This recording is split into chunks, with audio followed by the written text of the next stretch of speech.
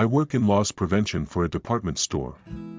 We are allowed to make citizens' arrests on shoplifters and charge them for the merchandise they steal, whether it is considered a felony or not.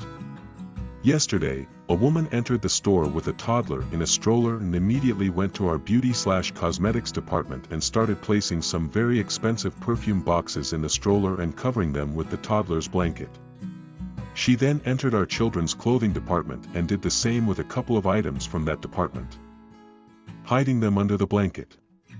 When we approached her, she immediately broke out into tears and tried to tell us that she was only stealing the clothing. Once I pulled the blanket back and revealed the perfume to her, she started claiming that she was a single mother and was begging us to work with her. We took her back to our office, and unfortunately with the clothing and perfume combined she was just over the felony amount.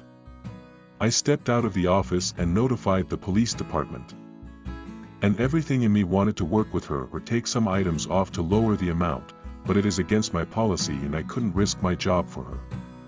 When the police arrived, she couldn't get anybody to come pick up her child, so we had to wait for a social worker to come and take the child away. The entire time there was a pit in my stomach making me regret it. She is now in custody and trying to make bail according to what I heard this morning.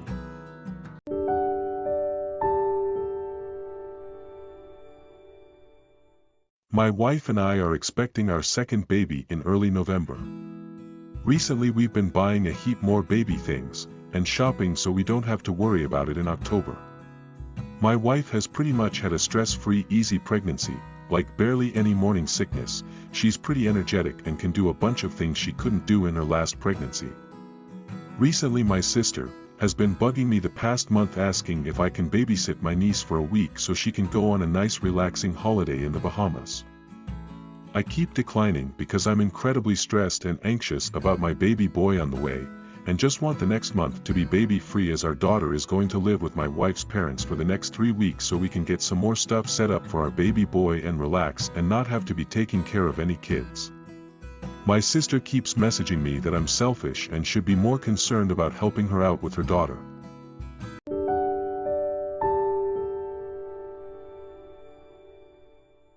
So my brothers and I live together in an apartment for which all three of us are paying the mortgage and insurance, and our dad paid the down payment. My 22M brother, who I'll call Max, was told recently that he got his ex, who just popped up a month after their nasty breakup, was pregnant with allegedly his child. She asked to move in with us since her landlord increased her rent and it was somehow getting harder for her to afford food. Apparently, her car has been having engine problems too, and the alarm has been going off at random times.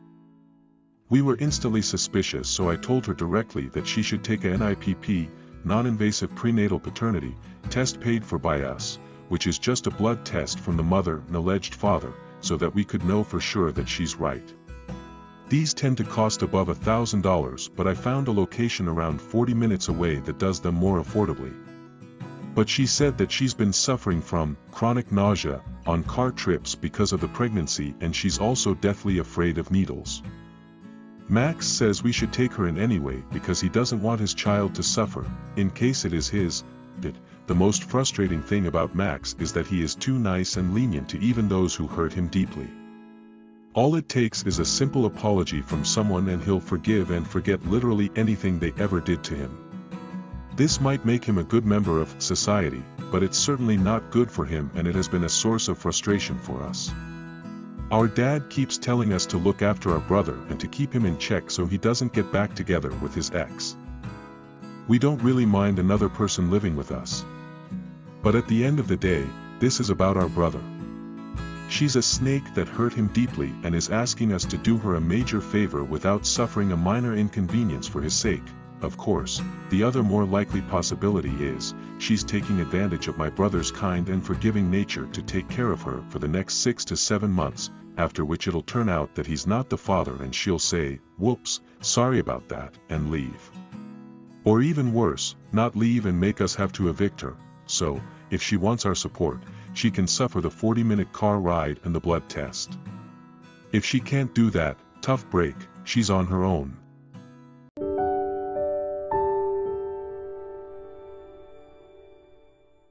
I'm a bride getting married in a year and I personally am paying for all of the dresses for my 6 bridesmaids plus maid of honor so they don't have to worry about that expense, as I know it can be a lot for some people.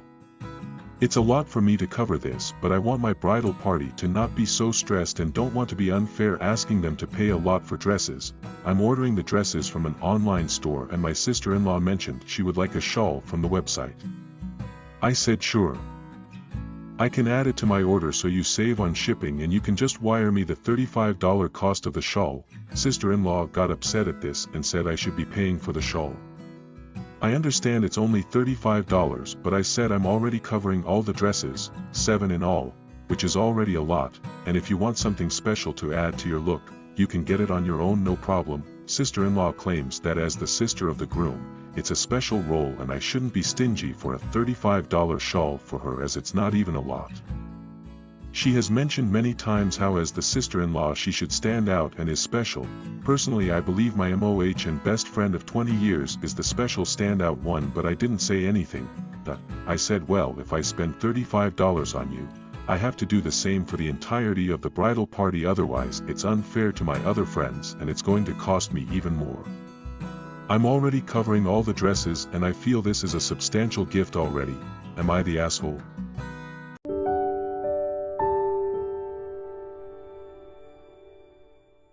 I am on the spectrum of autism. I have a NT girlfriend of 3 months. We have been friends for 6 months before we started dating. I couldn't help but notice when she has her period. She gets horrific pain and has to skip on our planned outings and sometimes work too, and she has mood swings. And since she has a regular period, I was able to estimate when she will have it. She called me yesterday to cancel on a date. She said that she was under the weather and not in the mood to socialize. We rescheduled for next week, then I thought it would be thoughtful to get her something to make her feel better. I did a quick Google search and ended up buying some chocolate, chips, cookies, a bottle of wine, her favorite flavor of ice cream, and a bottle of Advil. When I went by her apartment to give the stuff to her, she was not that happy to see me, which I understand. I don't like to see people when I am overstimulated. I handed her the stuff. She asked what the occasion was. And I said that I read online that this stuff helps when a person are on their period. I thought she would appreciate it, but she started screaming at me and calling me a creepy AH for tracking when she gets her period.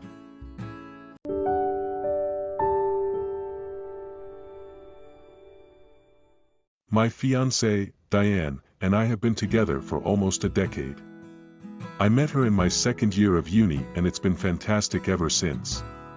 She's lovely and I cannot wait to marry her. For most of our relationship, my mom hated Diane for no reason. My mom would harass my fiancée, call her the most disgusting names, and act like a teenage bully. It got so bad that I stopped speaking to my mom for years because of it. About 2 years ago, my mom apologized for treating Diane poorly and wanted to welcome her into the family. It was rather unexpected. My mom never explained herself, only apologized for her past actions. Diane and I have accepted her apology, but my relationship with my mom has never quite been the same. I still keep her at a distance because even if she did apologize, she did cause me a lot of pain. Diane and my mom share a birthday. It's not a big deal, but my mom acts as if it is the biggest deal on earth. She used to turn her birthday into a competition of who gets the better gift. It was exhausting and was one of the reasons I stopped talking to her. Since her apology, her behavior surrounding her birthday has not been as extreme but still a little passive-aggressive. My mom and Diane's birthday was a few months ago. We couldn't celebrate my mom's birthday the day of, but I took her out for a relaxing spa day and dinner at an upscale restaurant. For Diane's birthday, we celebrated with a romantic week in Paris where I proposed. We had an amazing time and I'm so glad I can finally call her my fiancée. Diane is happy and I'm happy.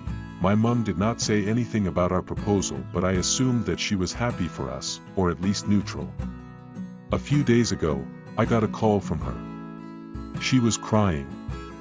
She was screaming names at me, calling me a terrible son, and wishing me a terrible marriage. My mum told me that she felt neglected on her birthday and it was unfair that Diane got a romantic vacation and expensive ring while she was left with scraps. I thought that this was ridiculous and I told my mum that she should be grateful for her scraps and stop acting like a spoiled child. She did not take kindly to my words and cursed me out more before hanging up. Diane thinks I should have handled the situation with a bit more tact as to avoid causing my mum more emotional distress.